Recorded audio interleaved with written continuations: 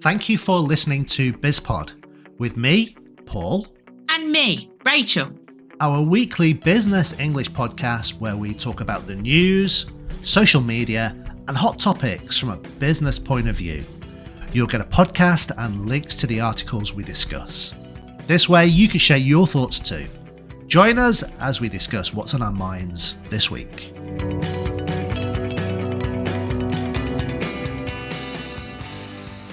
So hi Rachel. Hi Paul. Have you got your iPhone handy? I don't have an iPhone. Why not? Because they're very expensive. Okay, no, well, if you buy one of the best model iPhone, maybe they are expensive. But I think you have a Samsung. I do. If you buy one of the top Samsungs, they're really expensive as well. I've just got the Samsung that you bought me. Okay, which is a cheap one. Okay. Was it? Okay. Well, it certainly wasn't an iPhone 15, which I think is the latest model. So that's what we're talking about today. Well, in particular, we're talking about Apple sales falling across the globe. Apart from Europe. Okay, apart from Europe. Mm-hmm. I'm not sure how big a market Europe is for Apple in terms of iPhone sales. Mm-hmm. Quite big, I imagine. But in the rest of the world, sales of iPhones are dropping. Do you think this is the end of the iPhone? Well, from reading the article, it says it's a drop because they had a big surge post-COVID because there were some COVID-related supply disruptions for parts. So maybe it's not really a drop. Okay. So maybe you can't really trust statistics, especially sort of statistics taken up over such a short period of time, like, 3, 6, 12 months. It doesn't really show the truth. That's what the representative from Apple was saying. Yeah. I don't know. I really don't know. I mean, we're not particularly, well, I wouldn't say not particularly, we're not at all Apple fans. And I think that's because the price just puts us off straight away. Yeah, I think we're also not Apple fans because we haven't necessarily bought into this sort of ideology of Apple. The idea that Apple is a good company, and if you're a user of Apple products, you're one of this elite group of people who are better than everybody else. It's probably because we work from home. And if you were out and about with other people, getting your phone out in front of people, it's a bit like, fashion. Yeah. You'd want to show off that you'd got an iPhone, but if you're at home in your own office, you're not showing anybody, so you just want something that works. Possibly, yeah. You're right, yeah. I think the iPhone has become a bit of a status symbol. Mm-hmm. It is like a fashion item. It's a bit like, having the latest designer clothes or shoes or bags. Mm-hmm. You have an Apple iPhone. Mm-hmm. But I think also historically, trying to connect with students who have Mac computers or collaborate with other teachers that have Mac computers, you always land up with incompatibility. Well, you used to always have problems. And it was just like, don't even talk to me if you've got a Mac because you're just going to cause me problems. So, if you don't have a Mac, you don't want an iPhone. That was where I was coming from. Yeah. What about you? Yeah, I kind of think that's the same with me. Yeah. I don't really know. I've never really sort of been interested in status symbols, and I think the iPhone has always just been a status symbol. Before the iPhone, do you remember the iPod? I don't know. So you were the kind of guy whose mum used to get you trainers from the market. Yeah. Yeah. Yeah, the knockoff Adidas ones. Yeah. That's very true. This is a very interesting article about Apple's revenue falling, and it's all about iPhone sales declining across the globe. But it's very interesting to notice the Apple's revenue for the period we're talking about. It fell by 4%, which seems quite a lot, and it probably is a lot. But look at how much revenue they created during that period, $90.8 billion US dollars. Yeah. But I mean, I suppose what the article's questioning is the global domination of Apple and the iPhone over? I'm not sure. I mean, it does talk about the Chinese market, and I think for Apple there is more competition in China because of the homegrown brands that China has. Yeah. But I think even in China, Apple still dominates in terms of the prestige. Well, I spoke to somebody who was doing a comparison. I can't remember. I don't think it was Huawei. I think it was Xiaomi. Okay. And they were saying like a lot of the Chinese brand telephones actually have the same inners as the iPhones. It's coming from the parts from the same factory. It's just one gets branded with, one brand, and one gets branded with Apple. And you're paying for the name. Of course you are.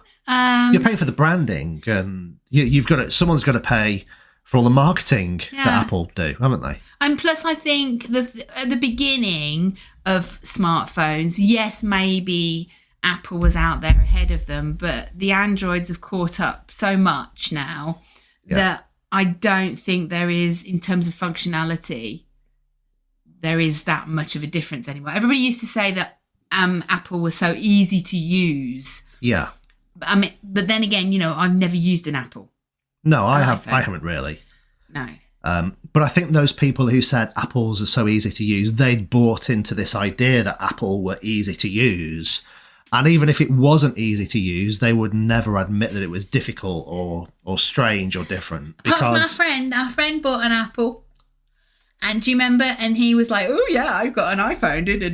Yeah, but about 2 months later, he got rid of it because he said he couldn't work it out. But he was kind of like our parents, wasn't he? Really, I think our parents sort of, my parents in particular, I think they used to think that CDs, music CDs, oh, new technology. What's this strange new technology?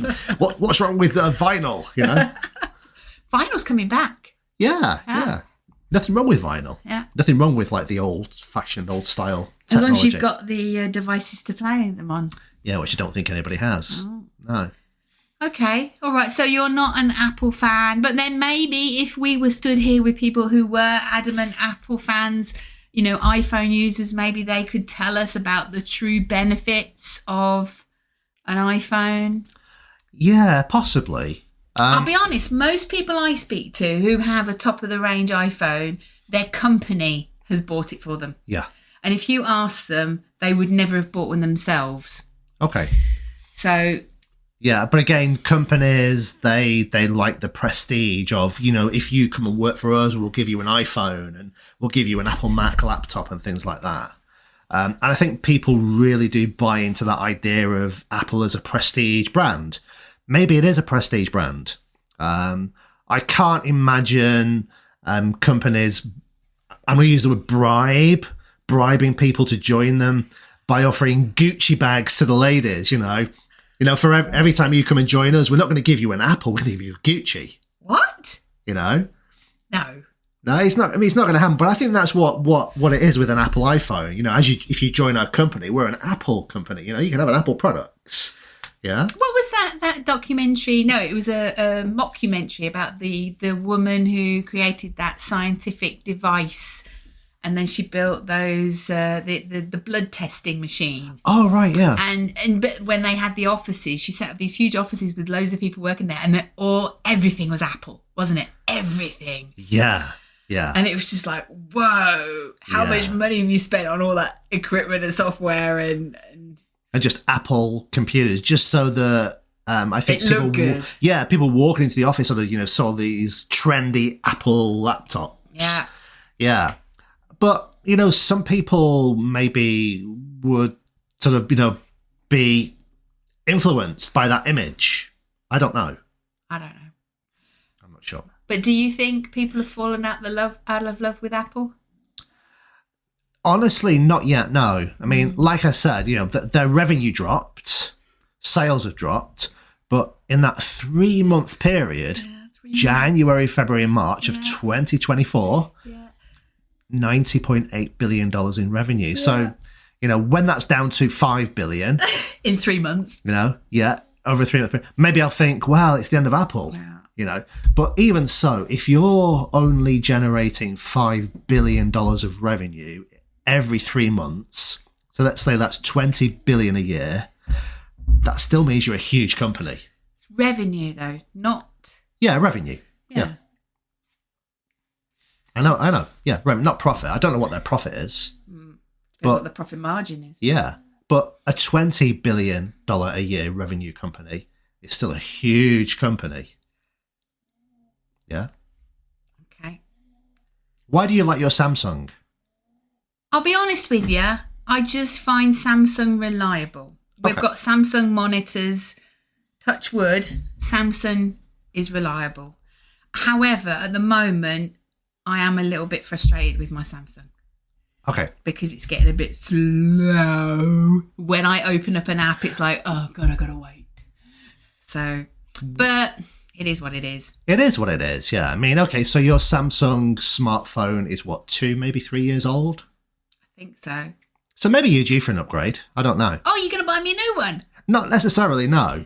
But according to this article from the BBC, so anytime consumers get the choice and have the resources, they're going to buy an iPhone. No, that's a quote. Yeah, no, that's a quote. From the article. No, I'm not going to buy an iPhone. Is that because you don't have the resources or you don't have the choice? I don't want one. I think it's pretentious. Yeah, I agree. But there's going to be people listening to this who have iPhones who are going to be laughing because they think it's great that they have an iPhone and we don't. I know, when they're going to think, oh, poor Paul and Rachel, they have Samsung Android phones. How terrible for them. But if they subscribe to our podcast... It's free. Yeah, but subscribe, click subscribe so they're constantly, constantly following us. If they started buying your books from Amazon... buying more lessons from us, one day we would be able to afford an iPhone. Nah, I'd rather have the time off. Fair enough. Okay. All right, guys. We're going to end it there. Speak to you next week. Bye. Thanks for listening. We hope you liked our podcast. And please don't forget to subscribe and stay connected with us. Until next time, goodbye.